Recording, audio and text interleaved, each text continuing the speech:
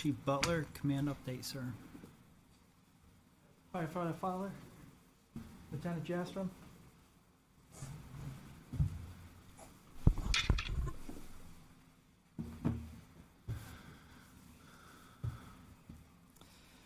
Thank you, leadership. Bo Butler, Fire Chief, Town of Londonderry. We have at Londonderry Fire about $16 million of rolling fleet or rolling apparatus. It's a huge investment from the community that they entrust us with. It allows us to get from point A to point B, and we couldn't do our mission without the fire apparatus that the taxpayers provide us.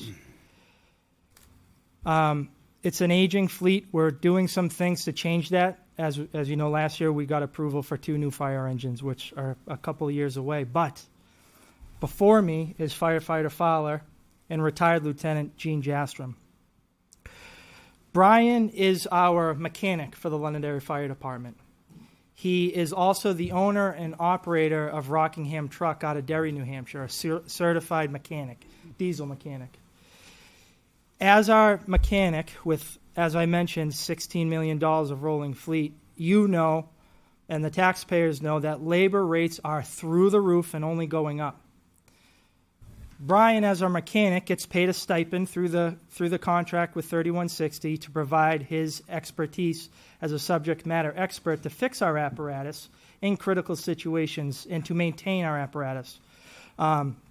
He saves the town of Londonderry a ton of money, often coming in off hours with his own equipment and his mobile vehicle to come to the fire department or the side of the road off duty to fix the apparatus, get it back in service, and in doing so saves the community a lot of money. So I wanted to recognize Brian tonight in front of you to just bring to your awareness that there are people within our own house that we use to help our house. And I think that's very, very important. So Firefighter Brian Fowler.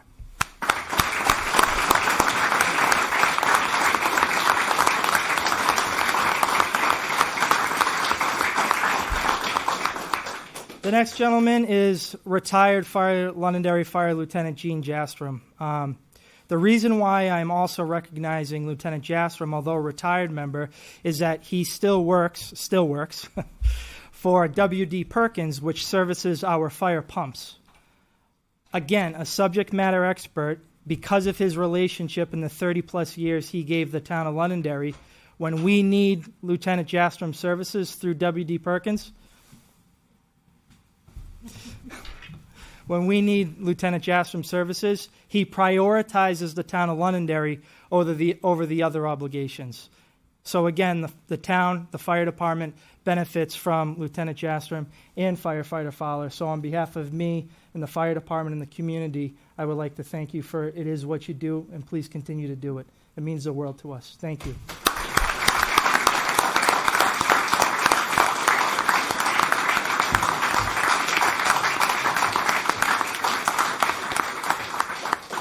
Way to go, Gino.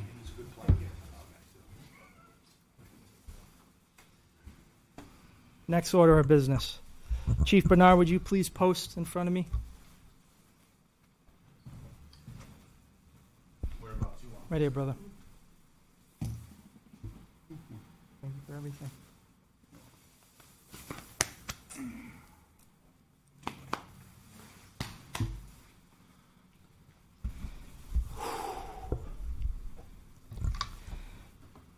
I don't know what to say, so I'm just going to say the thing that always seems to shine through the greatest, which is a position of truth.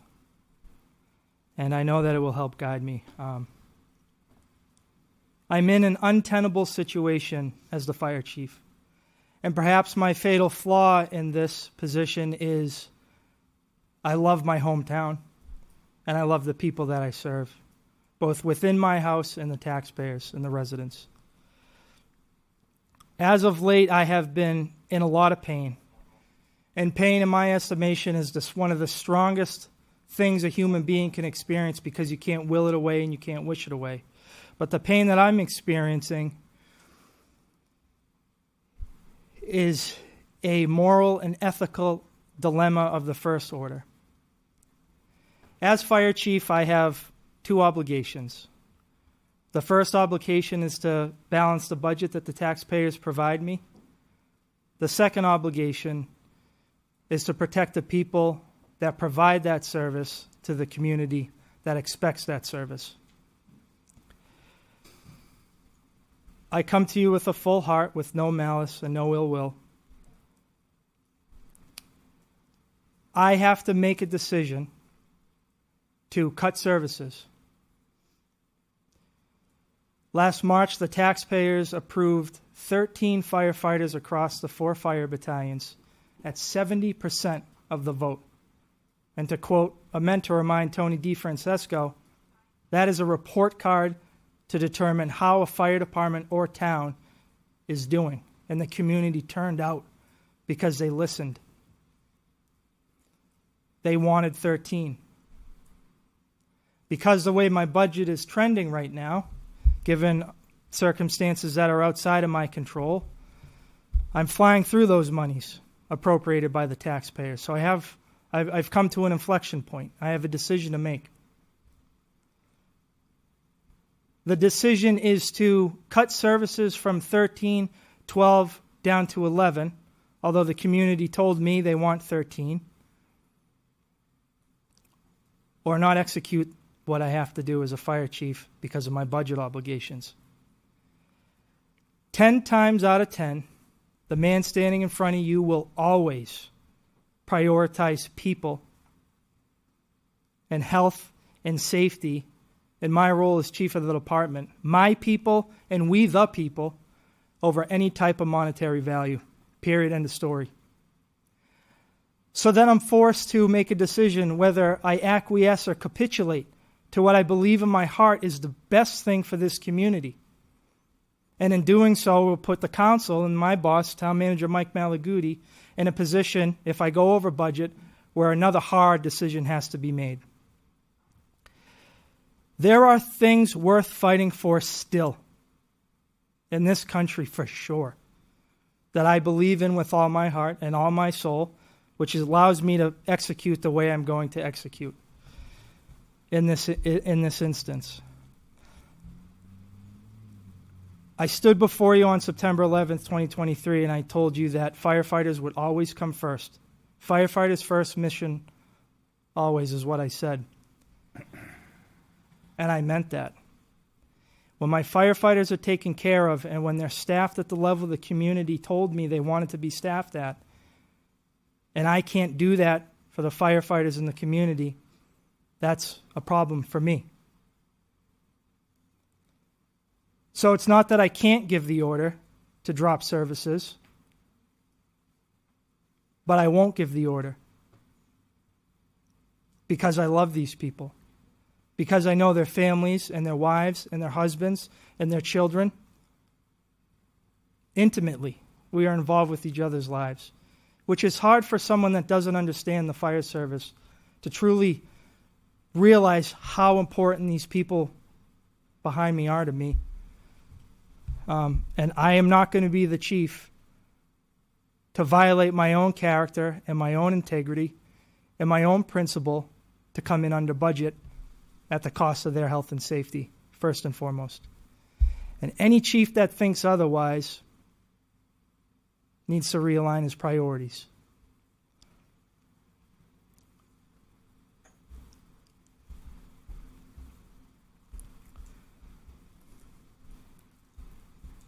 Just bear with me.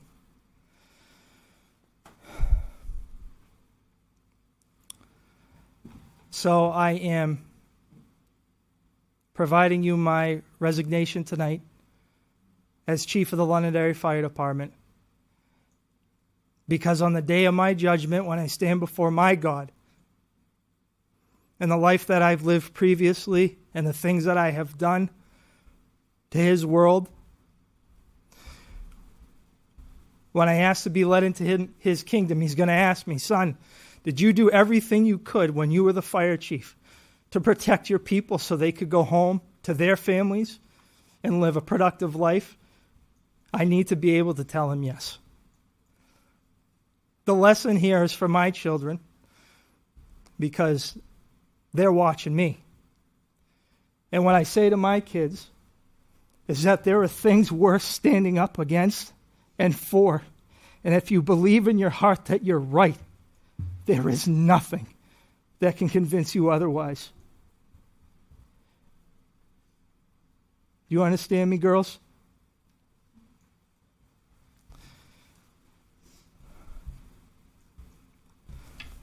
I know the natural reaction right now is anger. I know that. That's the natural reaction right now. You guys are angry. But what I ask you is to maintain composure, execute smartly, love each other harder. The community will rise to the occasion. But it takes this sacrifice to get there. It will. I know my hometown. You will get the money you need to carry out your mission, to be safe so that you can provide the service to the people that are counting on you. And then give you every tool you can to get back home to your loved ones in one piece.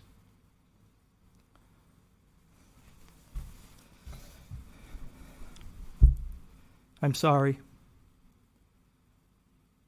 But I hope if you don't agree with me, you at least understand that I am not going to acquiesce or compromise or capitulate my internal belief to do what is right, given the parameters that I'm faced with. I've always been a principled person, and because of my principles, it's been very easy for me to take care of people. But there's a third P that has introduced itself into my life, as I told my boss and the chairman today, and it's politics. And I can't navigate politics. I am inhibited from doing that because of what's on the line. I've been leaving my wife since I was 18 years old. A land far, far away, a long time ago. And I'm looking forward to going home to her. And we're going to shut the gate at the farm because I have everything I need at the top of that hill. And I'm going to live the rest of my life in peace. And we'll always know that when push came to shove, Bo Butler stood for what is right and what is true. And so long as I tell the truth, how I feel, to combat how I'm feeling with truth and love, I'll be good to go. I ask you to fully consider this budget season as we start off and give the fire department what it needs to give it back to the community what they asked for. 110% of 110% of the time. 13. It's been the honor of my life. I'm grateful for you, boss. Thank you for your trust. Thank you for your support. I'm sorry that I cannot do this for you. John, I love you. This has been hard for me, so I've been avoiding you like the plague because if there's someone that's going to talk me out of it, it's you. But I'm not going to put you in that position either. Okay. Thank you.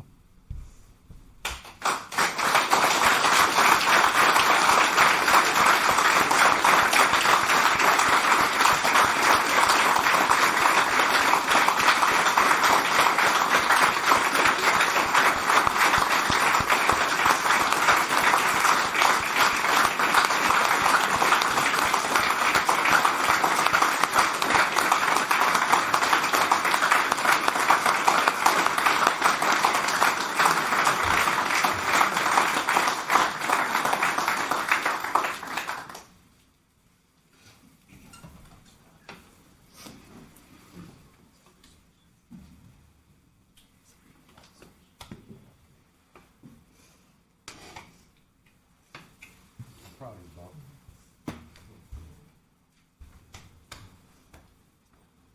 Well done. Good job. My son. I love you. Proud of you. Made it easy.